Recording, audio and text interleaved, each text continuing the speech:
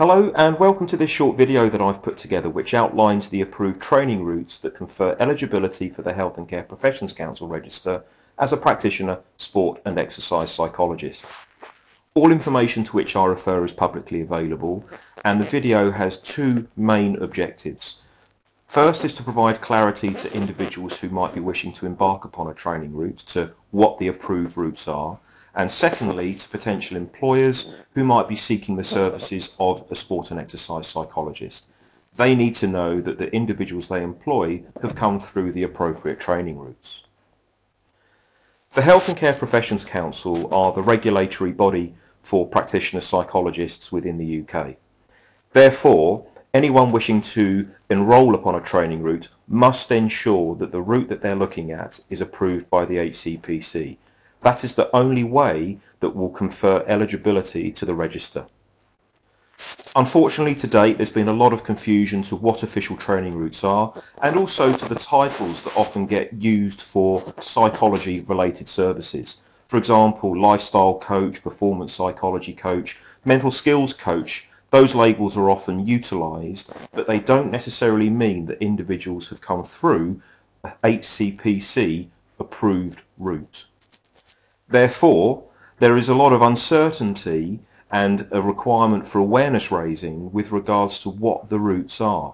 There are many students completing master's courses who might wish to move into the area of sport and exercise psychology, so we need to make sure that they're fully aware to what those training routes are.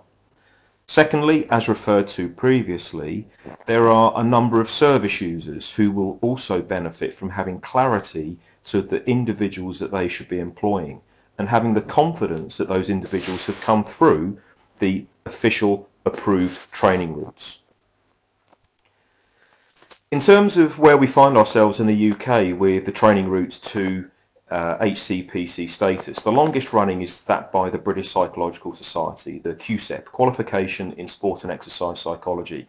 This has received a lot of success over the last 10 years and has been the main route by which individuals have utilised the title sport and exercise psychologist. More recently, between 2016 and 2018, we've now seen a suite of professional doctorate courses become available to students. These are at Portsmouth, John Moores and also Glasgow Caledonian universities. And the main focus here is that these programmes enable individuals not only to have eligibility to the HCPC register, they're also conducting research work which is also at level 8. So they get the dual award, I suppose, of having the HCPC eligibility and also the PhD. More recently, the British Association of Sport and Exercise Sciences have had their CPAR, Sport and Exercise Psychology Accreditation route, approved by the Health and Care Professions Council. So, as it stands, we now have a total of 5 routes which confer eligibility to the HCPC register.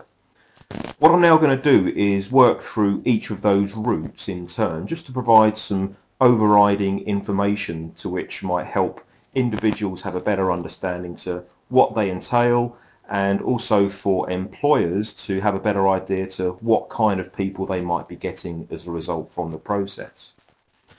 So first, let's take the British Association of Sport and Exercise Science route, the CPAR. In terms of what individuals get at the end, they will have eligibility for HCPC registration, they'll have BASES accreditation, they'll then be able to apply for professional membership of BASES, and also they'll be eligible for chartered scientist status. The duration of the CPAR is 2 to 4 years, and there are some specifics with regards to the entry requirements in terms of the sport and exercise psychology and also the underpinning psychology requirements. There are some variations here, and individuals are strongly encouraged to go and have a look at the BASES website for some of those particulars. In terms of what individuals have to do, they have to be able to evidence at least threshold competence in 65 areas. And these are split across knowledge, skills, self-development and management, and also experience as a practitioner. Each of the competence areas are scored on a 0 to 5 scale, and throughout the CPAR process, candidates, having been admitted, will have to submit an initial, a mid, and an endpoint competence document. This enables the reviewers to have a better idea of what the individuals have managed to do to evidence the competence achieved. Further to this, after the midpoint submission, the reviewers will have a progress meeting where they will discuss with the candidate the processes that they go through within their work, and also they'll just look at some of the developmental aspects and to explain further how their feedback can be developed and utilised prior to their final submission. The second that we'll look at is that by the British Psychological Society, the QSEP. The outcomes of this are, again, that individuals are eligible for HCPC registration.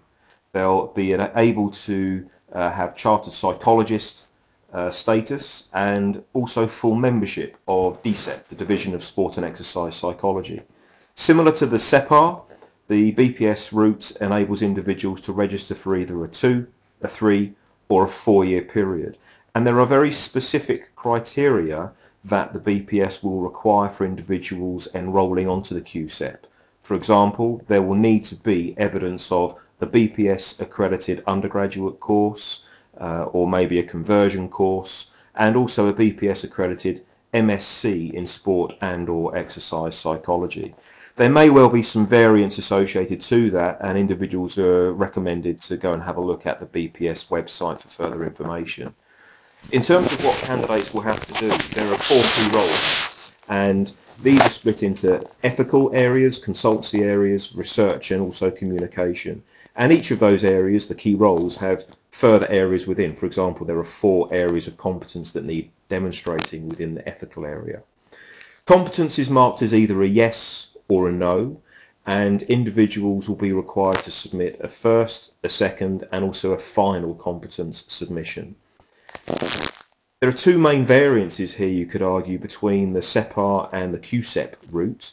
First, all individuals doing the QSEP will have a post-submission viva, so the assessors will meet with the candidate having had their final submission approved, and there will be a discussion about their practice and about their developments over their QSEP period. Further to this, the third key role, that of research, is where the individuals are required to conduct a piece of level 8 research. This is a bespoke piece, and again there are some variances to what individuals might wish to do within this particular key role, but the vast majority of candidates are highly likely to conduct a piece of work that hopefully would also be of publishable standard. We then move on to the final 3. These are the professional doctorate routes at Portsmouth, Liverpool John Moores and Glasgow Caledonian University. By and large, there are similar outcomes and benefits in that they all confer eligibility to the HCPC register, and they all provide what's called a DProf, doctorate professional. So individuals will have the title of doctor, but they'll also have the eligibility for the HCPC registration. There are, as you would expect for more academic routes, some variance within the duration of courses. For example, Portsmouth only operates a 3 to 6 years part-time, whereas Liverpool John Moores, from the recent website, suggests that they have a full-time option and also a part-time option. There are some other subtleties with the Glasgow Caledonian offering whereby it can be integrated with a master's course, but again it's important to refer to the web pages for specific information. You can also see from the entry requirements that there are quite strict requirements in terms of the underpinning psychology knowledge and also the master's level knowledge, but again I encourage you to go and have a look at the specific websites. But that brings us back to the concluding slide, whereby there are 5 routes available.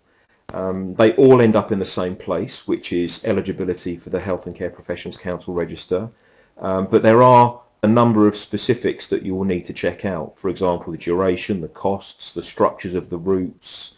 It might also be some of the other hidden costs in terms of what you might have to have in addition. For example, in the professional doctorates, it's highly likely that your supervisor will be included as part of your university fees, whereas for the SEPAR and the QSEP routes, The fees associated with supervision would be independent.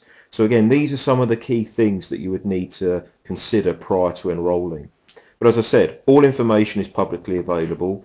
This information is correct as of December 2019, and what we now have, most importantly, is a suite of programs that enable us to get to the Health and Care Professions Council register as a sport and exercise psychologist. I hope you found this particular video useful. As I've said, lots more information is available, and let's make our profession as good as it possibly can be. Thank you.